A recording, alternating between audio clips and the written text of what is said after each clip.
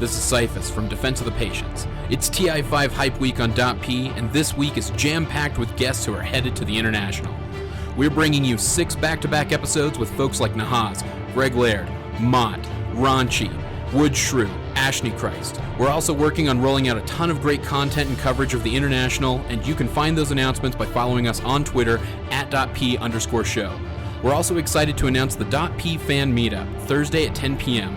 Roland, myself, Wazoo, Easy, and Mr. Blue will all be gathering with the amateur Dota 2 League folks who have been kind enough to host us alongside their get-together at Gamma Ray Games on 501 East Pine Street in Seattle, Washington. That's Thursday at 10 p.m. alongside the 82L crew at Gamma Ray Games on 501 East Pine Street in Seattle, Washington, near the Key Arena. We hope to see you there.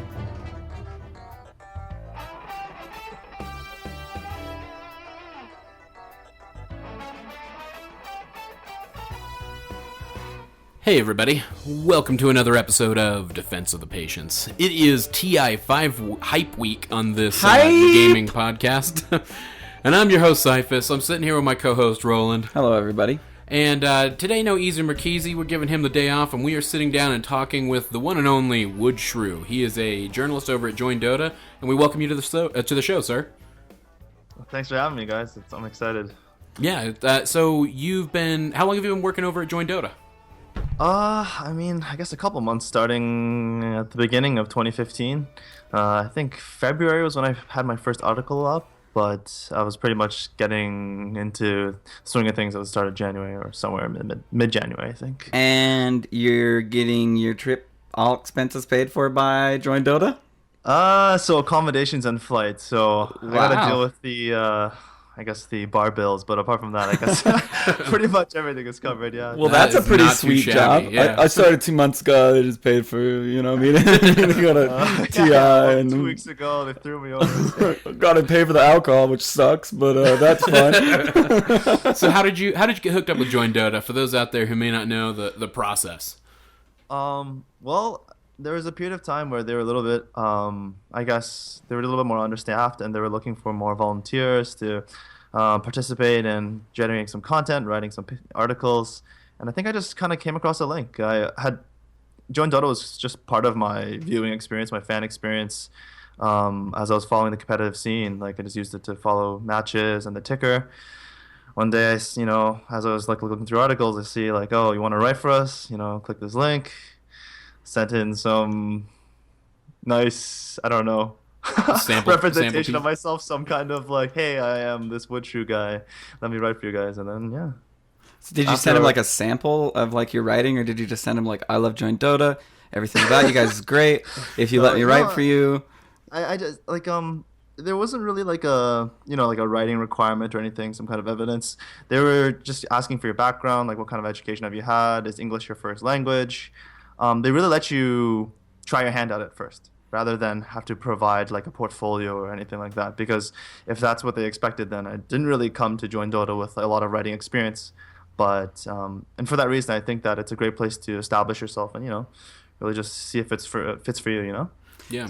So we had Mally on. We've had Mally on a few times, but I think one of the first times we ever had him on, he was talking about how tough it was to hang on to volunteer writers because everybody felt like at some point they should get paid, and I think yours is kind of an interesting story because it kind of highlights what you're able to get out of this community if you are willing to do a little bit of free work, and I think it applies everywhere, but especially here, if you're willing to volunteer your time and work hard at something and pump out some articles for something you enjoy even, it can pay off down the road, and you're kind of seeing that now, right? I mean, you're going to be going to TI, even if you do have to cover the bar tab. I bet that volunteer experience is feeling pretty worth it at this point, right? Right. I mean, I have a pretty unique situation because I did kind of see a lot of payoff in the sense that they did something exceptional in my case, and they're gonna try to, help me allow me to cover the event as a part of joinDOTA's editorial coverage. So. I know that my situation is kind of an ideal, I guess, result of a lot of volunteer work, but at the same time a lot of people do kind of burn out like you said, and so they don't really see as many returns And there's a lot of hardworking writers out there, not just only at joinDOTA, that have seen less than me and have written for a longer time and done more. But I think you gotta be willing to work for free. That's absolutely. I think that was maybe one of the best pieces of advice I ever got early on in life was, if you want to prove that you are worth having around, you got to do it. Yeah, you got to do it somehow. Yeah. Could you imagine if we tried to start this and been like, all right, we'll do a podcast about Dota 2. If everybody out there gives us money right now, we'll start doing it. You'll love it. You'll love it. I swear. $10 from everybody who give us a few years. We'll get everything straightened out. No, it's ridiculous to think that, like, I mean, we just love a video game. I think when it all comes down to it, and like the fact that anybody can see, any type of reward out of just creating content for this awesome game that we call Dota 2 is awesome. And yeah, you do have an exceptional story. I mean, where you just, hey guys, I like to write for you. I read all your articles and I think they're cool. And but there was 5 months of art. How many articles did you write over the course of the last 6 months or so? I don't have like all the statistics on hand because it's a little bit difficult to get from our system. And if you had to ballpark it, what would you say? I had to ballpark it. Probably somewhere in the 50s, plus or minus 10, or I guess 10, maybe even 15. And that's 50. So I mean, let's say 50. That's fine. That's a fair estimate. That's a lot. I mean, I might be even if you are, even if you are, a bit of an aggressive estimate because I think in the last month I wrote about like 10, I think. Somewhere around that number. So it feels like you've done a lot lately. So you're like, I've done like 3,000, 3,500 for joinDOTA by now. So let's say you're doing 50. I mean, that's 50 articles of, you got to do some fact checking, you got to do some research, you got to do some digging. Because I can only imagine that Mally holds you guys to relatively decent standards over there. I mean, yeah, of course, right? I mean, Mally is going to be always the final say on everything that gets up on the website, but in terms of like quality control, a lot of it has to come from the writer himself, right, and hold himself to his own standards. There's a lot that goes into it, and a lot of a subjective debate, especially recently about esports ethics and journalism, and it's even something that is kind of affecting some parts of this press experience at TI. Before I bring stuff up like that, I mean, like. There's a lot of different articles that appear on joinDOTA in terms of like the form, length, the content itself. Like, is it like opinion based? Is it like research based? Is its foundation come from like statistics work and stuff like that, or is it just like tournament announcements, recaps? And so you could possibly write like 50 articles and not really spend that much ink or like that many characters on the website, but generally, I've focused on more lengthy stuff, tournament analysis or retrospective work, like on, let's say, what happened this weekend, what can we gather from it? Because that's just what I'm most fascinated with and what I want to read as myself. Yeah. So you were talking about, esports ethics in journalism. I'd love to get into that a little bit because I know a lot about, or I know a fair amount, I should say, about journalism requirements with traditional media. You want to have you want to have you want to have sources, right? That's probably the key takeaway, and I think maybe that's part of the ethical dilemma that esports faces, is that it's tough to confirm sources whenever everything is so digital. Yeah, that's a big part of it. But I mean, there's other obligations that are also unique just to our scene as well. I think as a journalist, but also as just a member of the community that offers analysis and an opinion. Because I think that it's like the responsibility falls on the people who have a lot of voice and who just have a platform, right? And this past year, I think we've seen a lot of like professional players actually comment on the casting quality and some of the conclusions and ways that the casters describe players' performance. Sometimes they can be a little bit like overreaching or kind of generalizing, and that's been something of a focus of mine to like try to avoid, like try to pass judgment on players, because the players themselves have expressed how reserved they can be to pass judgment on other possible teammates and colleagues. And so for a journalist to throw up a story after a 3-0 loss, right, for a team, and then be like, oh, this person choked, or choke 9 or clown 9, or what I mean, like there's a tons of tons of ways to portray I guess teams. keeping those opinions out of those articles. If your intent though is to, that's a weird fine line, because there's an editorial aspect where if I don't really care for Cloud9 and I want to write an editorial piece, I can go ahead and say Choke9 and talk about the individual player that I feel like really threw that game for them. But if you're at the same time though, if you're going to do an analysis, there probably are stats that can speak to, this particular player was performing more poorly than he normally does. But I don't know. Yeah, there are good ways to do it and bad ways to do it. I mean, when Mott was on, he talked about people thinking that casters have biases, and that it's really hard to get past that, because we talked about it a little bit as far as like, sometimes it seems harsh on a specific player, but no, we're not saying that Fear sucks. We're not saying that Fear is a bad player. We're just saying that moment in that game was bad. It was a wrong move, and even Fear could, attest to the fact that was a wrong move, and he died because of it. That doesn't mean that the caster, necessarily hates Fear or thinks Fear is incompetent. You know what I mean? Yeah, for sure. I mean, what do you have to say on something like that? Like if a caster brought up that point?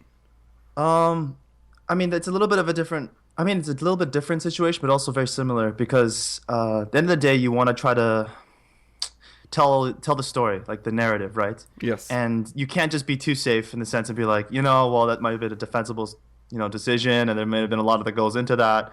But at the end of the day, you still have to say what happens and describe the action and tell the story, and you have to take a stance on people's performance, and did someone make a mistake, or else you don't really have anything to say at all, right? If you're being too safe. Yeah, I mean, it's not an interesting cast. Are we Exactly. making the? Are we so part of this that kind of boggles my mind with the esports community is, are we going to go ahead and consider casters to be journalists within the scene? You know what I mean? Are we going to hold them to the same kind of standards that we're going to hold a journalist? Or I think they're casters. I think that they are watching something happen in front of them and talking about it. That's what we're holding them to. I mean, it's not interesting to listen to a caster if he does have a bias. If he is like, wow, Envy could have got 5 more last hits by this point, but he hasn't. That really sucks for Envy. Envy's a terrible player. Like, that wouldn't be interesting for anybody. They have to be casting what is happening, and the truly good casters are the ones that are literally just telling you exactly what's happening. So my argument there is that in that particular case, I guess I don't worry about casters having a bias. That it still boggles my mind that people get upset that a caster might have a bias going into a game. It would upset me. I want them to just tell me what's happening. But I think, but if they are doing that, if they are just telling you that, because you can have a bias, everybody has a bias. Sure, that's the truth. I mean, Everybody does have a bias somewhere. But curbing it at maximum, ability is, I think, necessary for a caster. Right. To curb your bias. But I mean, do I not... I don't know how to phrase this. Do I not want a caster who's willing to, for the sake of the narrative, adopt that position even? If the game allows it to, if Secret and EG are super close and all of a sudden Secret just, holy shit, they just totally took the game, and now they're all of a sudden biased towards Secret for the rest of the game because Secret's winning, they're telling a good story, yes. That doesn't mean they think Secret's better. They're not, publicly saying, my favorite team is Secret, and if I cast Secret, I'm not even going to put the camera over there. I'm just saying, all the bias can really often be if the caster is good.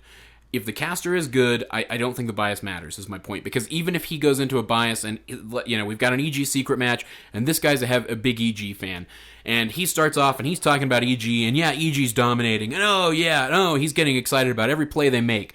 And then Secret comes back to start just stomping EG, and he's gonna start taking the stance of, wow, this is just terrible for EG.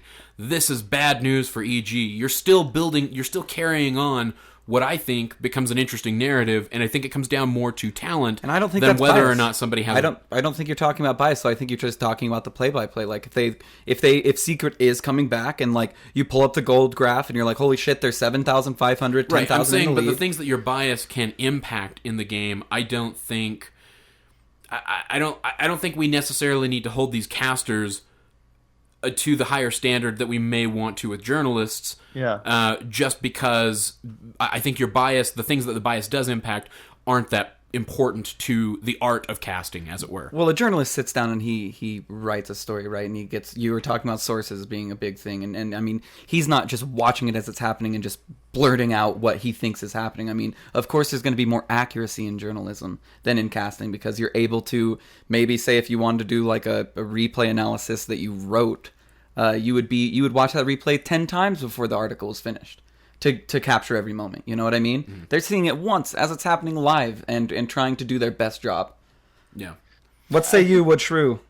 I do think that the relationship between caster and journalist is something that isn't really discussed much, but I think it is something that is pretty important, because, I mean, a lot of the writers that write at joinDOTA, they build their game understanding and their views on the game based on watching streams. Right, that's where you're exposed to professional Dota. That's where you're guided along, like the events of a game and a course of a series, and you follow the action. You pick up on stuff that the casters try to teach. Ultimately, they're trying to help you understand what's happening, right? And if the casting quality is very high, then that, in my opinion, that means that the factual accuracy is there, and it's quite objective. Right, he like what he is describing is quite close to the action, and he's not making that many leaps in judgment or analysis, and it's just consistent, basically. And also, like, I believe that the journalists who also cover the games, they have a similar responsibility in trying to follow the action and represent it accurately, and that's just something that I've always tried to strive to do in. At least, especially more recently, at least. Well, this comes back to the age-old tell of, should a caster be a certain MMR, a certain skill level, to accurately, tell what is going on in a game? I mean, do you believe that a caster is responsible to be good at the game? It's difficult, because Dota is a very mental, but also, like it's as much about understanding of the game as well as the finesse of performing the game actions, right? It's like I might know what to do next, but I have to also still do it as well as I can, right? And, you have to execute. Right, exactly. But I do actually, I think I do believe strongly that casters should strive to push their own performance in the game and their understanding, because it's more likely to see a 6K player with a decent understanding of the game than, the other side of it, maybe like a 3K MMR player or a 2K MMR player. I'm not saying that those people, those ranked calibrations, don't have the game understanding, right? Or that they don't have an accurate understanding of the game.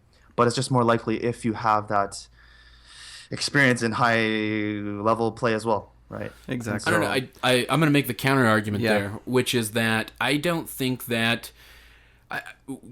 So in traditional sports, and I hate to always go back to this model, but I think that it is. That's the model they're going toward. I think it's maybe the best model to compare it to. In traditional sports, your broadcasters are usually made up of either A, stats guys, eggheads who love the game, or B, former players.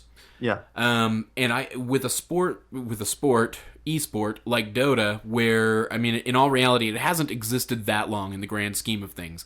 It's not like we have a big pool of retired players to go access and pull up and say, hey, you can string a sentence together. Let's get you on a cast. We can, we'll get you with a hype guy, and we'll have him ask you some questions. Mm-hmm. You don't have that player pool necessarily to draw on.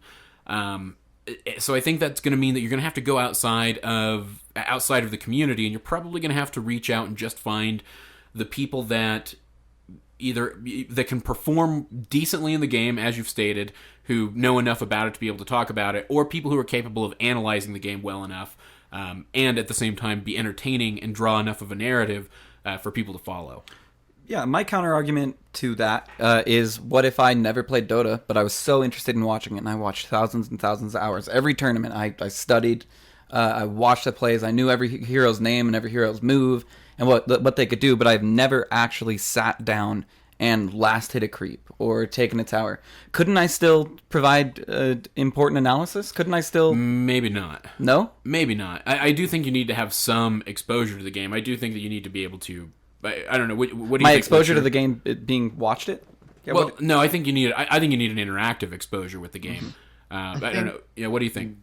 I think that part of gaining MMR and the process of improving yourself as a player, it also helps improve the way you think about the game and predict the game and analyze it. And so that's sort of the caster's role as well, to accurately view the game in that snapshot, right?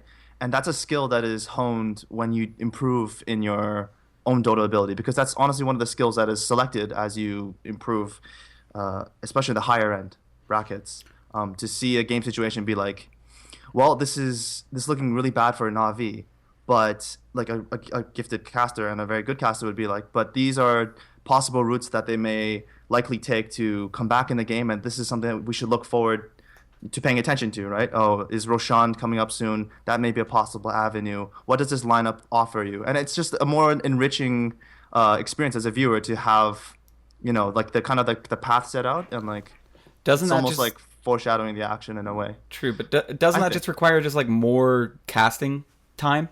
Like the more casting time you'd have, wouldn't you just naturally get better at seeing more options? Yeah, I think there are different ways to achieve that ability, right? Like you said, you could possibly have an individual who just never touches the game and just grinds out, I guess, streams and just watches the shit out of it, casts the shit out of it. I don't want to meet that person because that person probably has a pretty sad life. Yeah, I don't know if I don't know. It's a good spectator sport. I don't know. I disagree. I don't. And you don't think Dota's a good spectator sport? No, I don't. I at all. Well. That's crazy. We're going to Seattle to watch Dota, by the way. Let me couch that, though. Unless you have played the game. I think you have to. I mean, and I can attest to that because I didn't give a shit about watching Dota before I played it. Well, that's a big capper. Unless you gotta played the play game.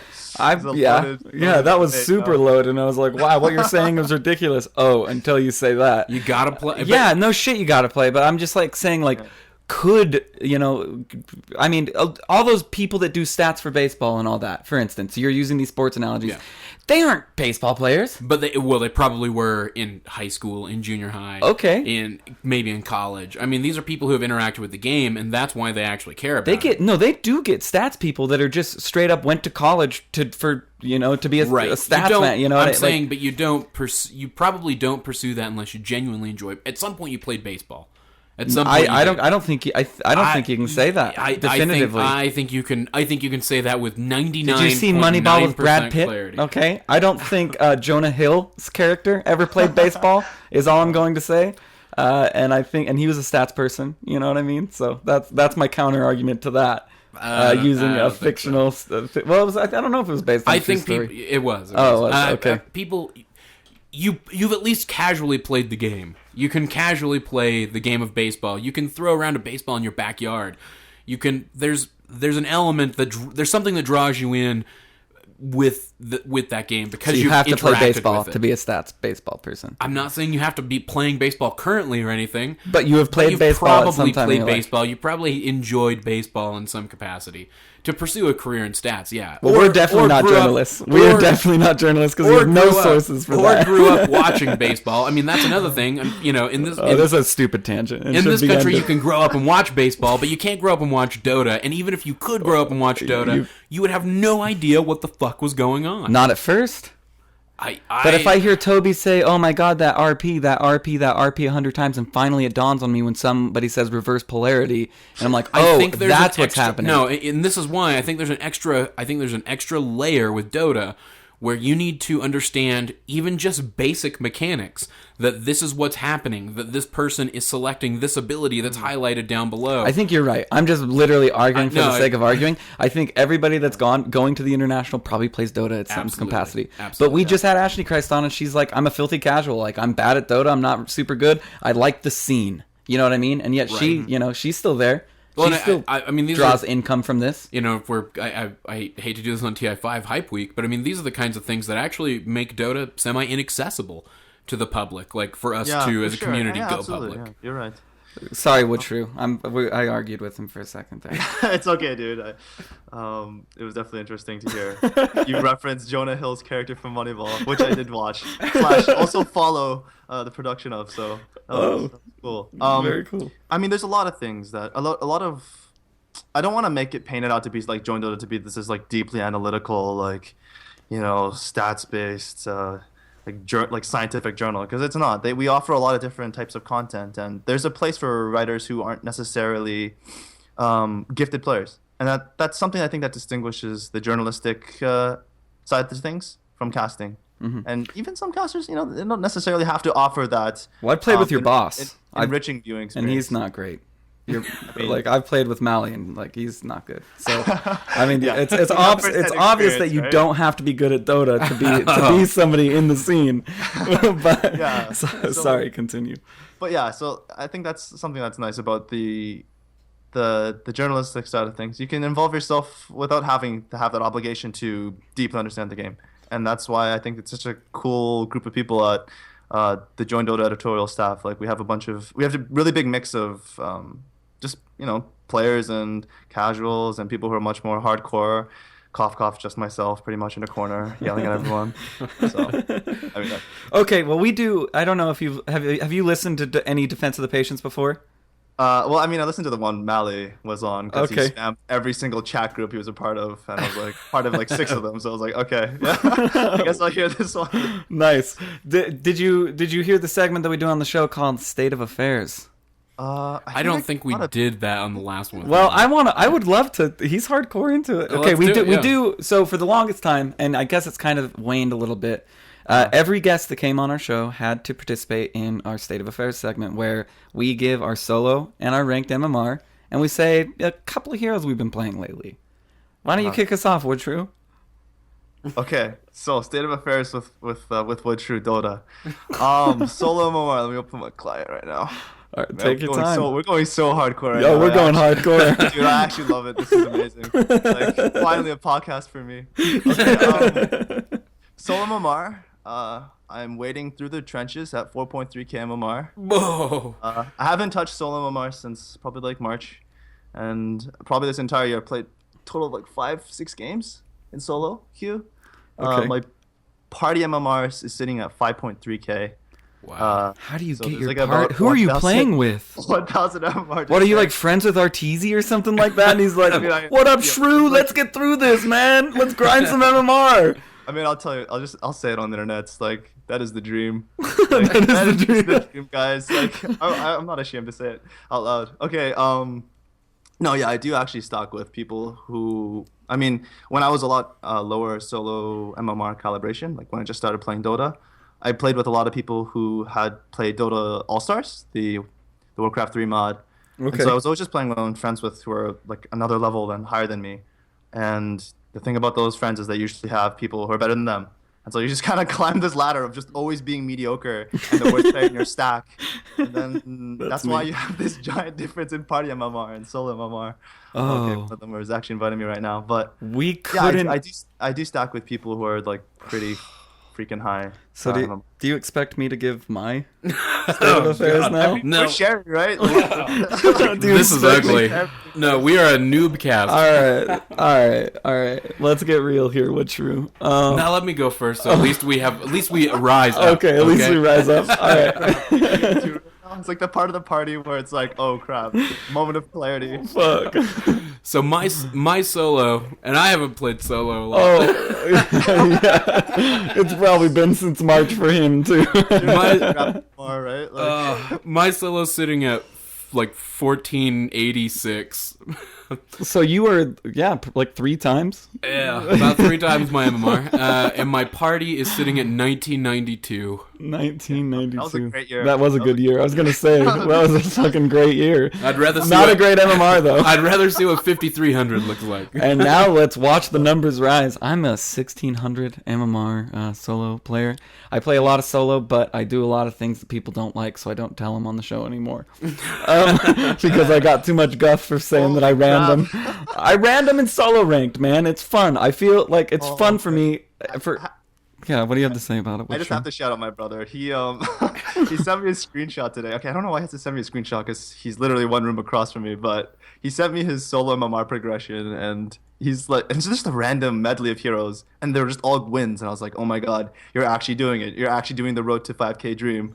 And he's like, dude, just all random.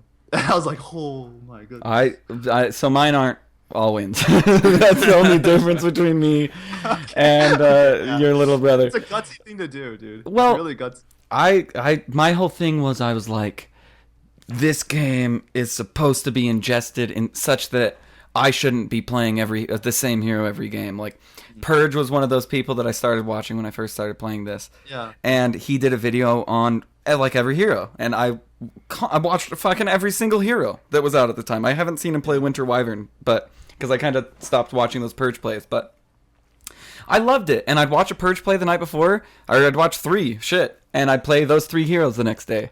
And then I got to a point where I watched them all, and I just kind of had a general love for all the heroes but the spirits.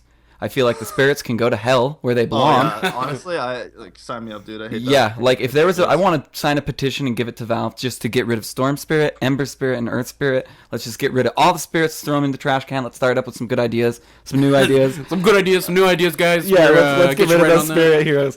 Oh, man. But so, like, when I random, Storm Spirit I understand and whatever, and he was actually the first hero I ever played, and which is a very bad thing because he's super hard. Dude, my first Storm Spirit game was like a joke. Like, it literally was a joke. Like, probably abandoned, but anyways, go on. Yeah, well, if I random, I re-roll, and I don't get those heroes. Like, it's a really small chance if I random Storm Spirit and re-roll Ember, or random Earth and re-roll Ember. I'd rather get Meepo than a Spirit. 1 in 10,000 that happens. Yeah, roughly. Oh, I saw you like over there like crunching the numbers in your head. Good for you, man. Good for you. Yeah. So I like to random. I got a shitload of guff for it though. Like somebody gave us a 4-star review. And was like, only reason I'm giving you a 4-star review, I like your podcast, but you random and solo ranked. And now he's a leader of the guild. No, worse is you random. Yeah, he's a leader of our guild. This same person. The worst is that he also randoms whenever we're queued up as a party as well. Sometimes, not always. You can't say always. And I've been practicing. A couple of times you'll do a jackass random where like we've already picked 3 heroes, and then you'll random a 3rd support. No. I don't remember that specific you don't time. Remember, yeah, and I think we won that game that you're referring to, that I remember very clearly. I wanted to get the Dota experience. Like, I thank Gaben for the experiences I've had on all these heroes. Like it was so much fun for my first time playing Invoker, for instance. Even though I still am a try-hard Invoker that sucks ass and can't do anything. Like, it was so cool to, like, go through, like, starting out playing Lich and Lion and, like, supports, and then get on Invoker and, like, whoa, this dude can do some crazy shit. Yeah, I know. Yeah. And then getting on to, like, Sand King, I stayed there for a while because it's like, wait, I can just, like, do a sandstorm on jungle camps and then get a blink dagger and then just press F and then blink onto people and kill people? Sign me up. And then Timbersaw, and then just, like, it just went naturally progressing onto more and more heroes. And I've played them all at this point, and I've got to say that Timbersaw is the best hero, the most fun hero to play in the whole hero pool. Okay. I think Timbersaw takes the crown for being most fun. Woodshrew, who's that for you? Most fun, not favorite. I'll be honest. Like I go through phases. Like I'm a temperamental offlane expert. I think. When I started playing, like I said, I had to like kind of get into not feeding really fast, or else all my like really angry Asian friends would just yell at me over Skype, and those passive aggressive sighs, really loud sighs. Oh, those are worse than anything else. I'm gonna start implementing those. Yeah, it's like, can the noob stop feeding? I'm like, okay. So I like picked a hero that I remember from Dota 1 because I played a little bit, and I just spammed like a wall of it. Like if you check my Dota buff from the start, it's like, oh, this is the page of Nyx Assassin. Oh, okay, this is the page of like Clockwork. And I'm like that kind of, I guess, OCD where it's like, I will get this hero down. And I mean, for me right now, it's like, or let's say in the last like 2 months, it's been Magnus. And ooh, that's been one that I've been focusing on. Although you're 5K, so let's hear about your Magnus. I just love the hero because he has that Skype like glamour factor because it's like, oh, you land that RP.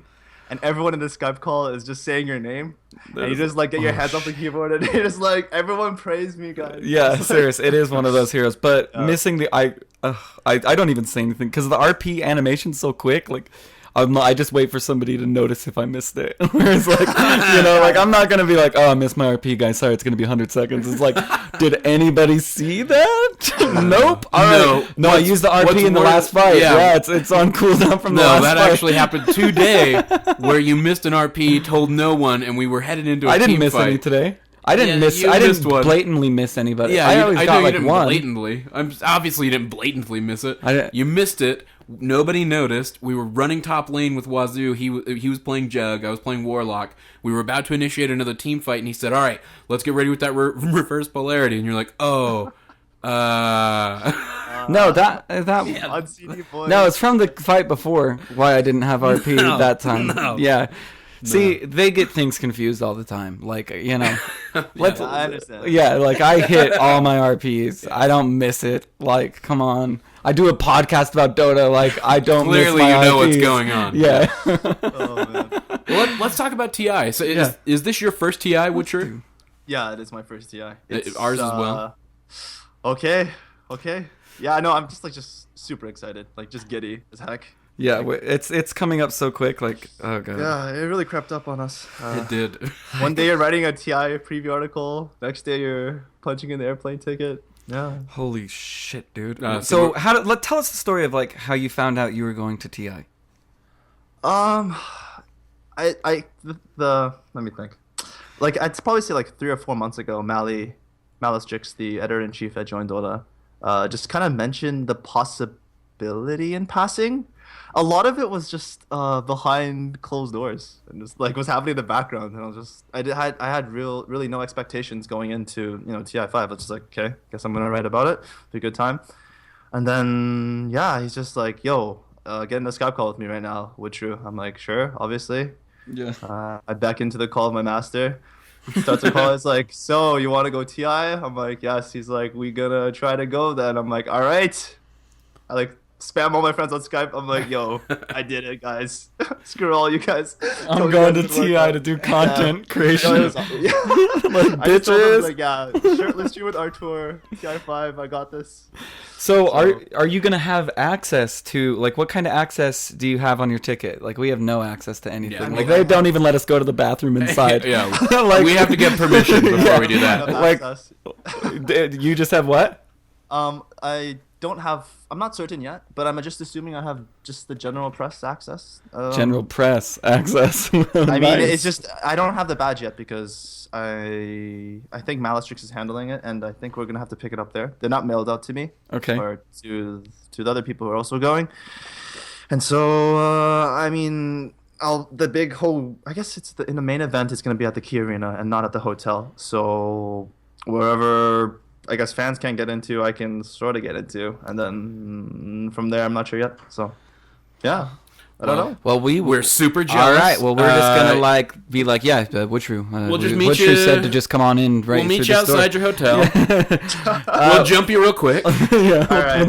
Take that badge and be like, yeah, I'm Woodshrew. I joined Dota. Malistrix is my boss and stuff. Let me in there. He's having a good day today, mate. Paparazzi outside my hotel, guys. Give me a second. Gotta clear out the pond. So what are you looking forward to? What are you most excited about? I mean, like, I don't know. Like, I don't know, watching a game on a screen and people screaming. Like, I really have been into just the esports experience for a really long time. Like, Dota isn't the first competitive electronic video game. Is StarCraft 2 one of them? Yeah, I mean, StarCraft for probably a lot of us. Yes. Before, StarCraft 1 for sure. StarCraft Brood War? Yeah, dude. Come Okay, on. okay. All rock, Tasteless. Tasteless and Artosis or Tastosis? Easily. Yeah. Like Nada, all those Korean crazy people. Yeah. And I was really into Halo 3 in like my high school days. So there's that MLG background, the no scopes. Yeah. 420 days. Yeah, no scope 420. But yeah, so like just being a spectator and being part of like the spectacle is something I'm looking really, really forward to. Is this your first Dota event? Yeah, it is. There's not that many that come up to the, the cold Canadian north, so I got to take What province are you from? Ontario. Ontario, okay. So are you pretty far north in Ontario then, or? I live in the capital city, Ottawa. Oh, okay. So you live in Yeah, Ottawa. yeah. Okay, so you are pretty north. Yeah. Yeah. Well, I bet you are just hyped. This Chugga Chugga hype train's been rolling all fucking week. Yeah. Dude, it is so real. It is so real. Oh my god. So when do you arrive? When does your plane land? I think I leave on the 2nd, and I end up there on the 2nd, somewhere in the evening, probably early evening, maybe like somewhere like 5 p.m. Okay. 6 p.m. So I'll be there from then till something like the 10th. So I'll have like maybe a day or two after the event ends to do God knows what. Mally invited us to laser tag, but we're not going to be in Seattle at the time. Yeah. He's like, you want to come to laser tag? And I was like, yes. And he's like, all right, I'll meet you there on the 2nd. And I was like, So we're like, oh, damn it. dude. Wait for me before you go to laser tag. I want to play laser tag. He'd be really tall and easy to get. You know what I mean? He'd just be like, pew, pew, pew, because he can't really crouch behind the targets. Yeah, no, I'm 5'10". Like, I can maneuver, you know? He really can't. So... I don't know. Seeing Mally do a barrel roll in laser tag is part of the spectator experience as well, I think. Yeah, definitely. Well, Woodshrew, it has been awesome to have you on the show. We've heard a ton about you. I mean, you've kind of had a meteoric rise as far as like. Okay, guys. Yeah. Okay, Hey, Mally speaks very highly yes, of he you. does, and we love think Mally. a lot of Mally. Pretty much, you know. Anybody that Mally said, even if Mally was like, dude, I'm into Beyonce, like I might buy her latest album and give it a listen. You know what I mean? Like, I don't know, like I would trust it. And then we'll be doing the Beyonce podcast. Yeah. That's how all that happened. So, any last thoughts, Cyphus? I mean, I do want to like say a few words because Yes. a lot of this like I don't know crazy thing that happened in this past year could like I don't want to be cheesy. This isn't like my acceptance speech. No, right? I'm be not gonna have sappy, music be play me out. cheesy. I'll be sappy with you, bro. But I don't know. It's just like just getting involved with this like little sub community of the monster that is Dota has just let me meet so many just cool people like Nahaz, Gorgon, everyone at joinDOTA, just like random people you're meeting, and like they're all just so helpful and so I don't know. Just it's like I have like 8 or 9 like senpai / mentors, just like new best friends I met online. Some British boys for some reason I have like shirtless streams half the time on Skype. I don't even know what's happening half the time. Like my mom walks in, she's like, "Okay," turns around slowly, and I'm like, I can't even begin to explain it. And that's sort of just what my experience has been. It's just like, what's happening? I have no idea what's happening, but it's cool. So this community, like They've been very kind to us as well. It's super accepting community. Like you jump in the pub scene and you rage a little and you're like, these people are rotten. They're animals. They're animals. But like if that's all everyone ever saw of like the Dota community, like God help us all, right? Yeah, exactly.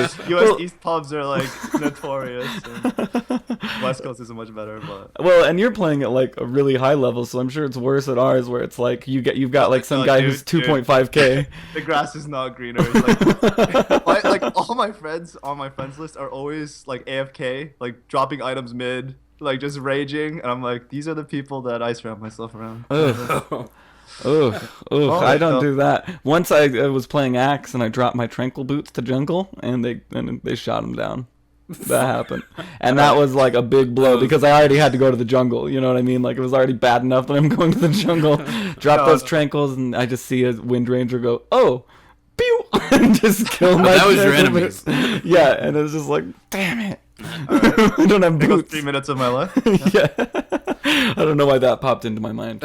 I really don't.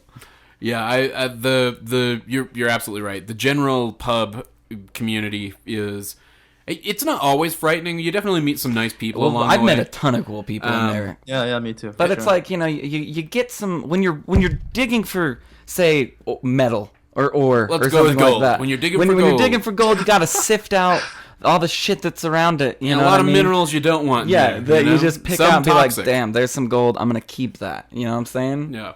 So. Definitely get you guys. Yeah. I mean, that was pretty deep. I'm sorry. Exactly what you mean. Like, that was real deep. I usually don't go that deep, but yeah. Good analogy. Good analogy. All right. Woodshrew, if folks want to find you, of course, they can hit you up over at joinDOTA and look for your articles. Or anything that you're working on right now that's going to publish before TI or that you just recently released? I wrote this odyssey that was the C9 preview. I am a self-professed C9 fanboy, so obviously I jumped up when we were handing out the team previews. That's online right now. I'm helping out mostly in just kind of getting everything in tip-top shape, editing other people's work, proofreading, and So, are you sad that backseat right now? Are you sad that Cloud9's gonna lose? Oh, absolutely. Yeah, but I'm also really excited that they'll win it all. So. It's this weird duality of I could hold yes, I know they will completely bomb out, and I'm also certain that they will take number one. And, if Cloud9 takes number one, Envy's arms, and he's gonna So Cloud9's been coming up a lot. So we've done this TI5 hype week. Yes, we have. And we need to ask you this question before we go. Mm-hmm. We've been asking everybody their top 3 or top 4 predictions. Top 3 or top 4, your choice. And the name that keeps popping up as somebody to watch out for is Cloud9. For 4th place. Hey, I'm just saying, if that's somebody that you got to keep an eye out for. I mean, 17 million in total prize pool. 4th place has taken down a considerable sum. That to me also means that's a team you got to watch out for, because if something goes, if the stars align and the right things go wrong for somebody else, Cloud9, they could win. They bump up. No, I would be instantly a Cloud9 fan if all of a sudden oh my God, Cloud9's in semifinals.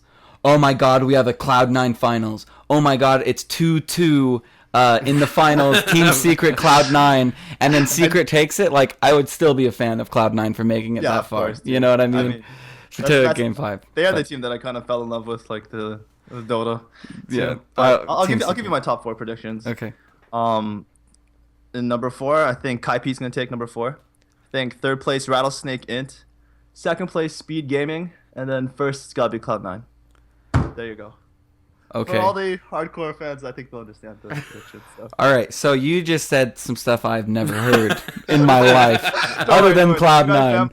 Other than Cloud9, no offense or anything. I just don't follow the it's hard to follow the pro scene, let alone the amateur scene. You know what I mean? So, no, I'm just kidding. I basically named the 4 team names that they were before C9. I'll just make it easier for you guys. Oh, okay.